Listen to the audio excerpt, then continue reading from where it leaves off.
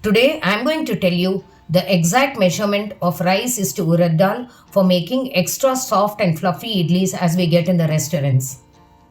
It is not enough if you take the right measures of the rice and Urad Dal alone, but there are other special ingredients which you should add while grinding and mixing it to make the idlis more softer and fluffy. In this video, I am going to firstly talk about the measure we should take for the rice versus Urad Dal, and in the end of the video I'll be telling you the ingredients, that is the special ingredients which we are going to add to make the idlis more fluffy and soft.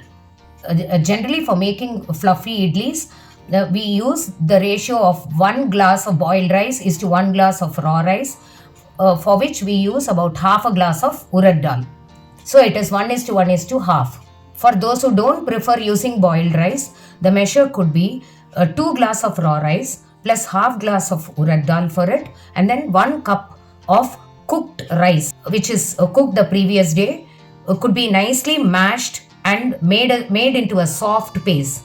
After grinding the rice and the dal separately and mixed well, the ground rice paste also should be mixed well with this and then kept for fermentation along with mixing the salt also. Now let us look at the special ingredients to be added. For 2 cups of raw rice, you can add 1 teaspoon of methi seeds soaked along with the rice. You can grind it well, mix it as usual.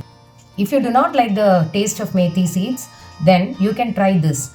For 2 glasses of raw rice, you can add about half a glass of poha. Soak it well, grind it into a smooth paste, and then after grinding the batter separately, mix everything with your hand thoroughly by adding salt.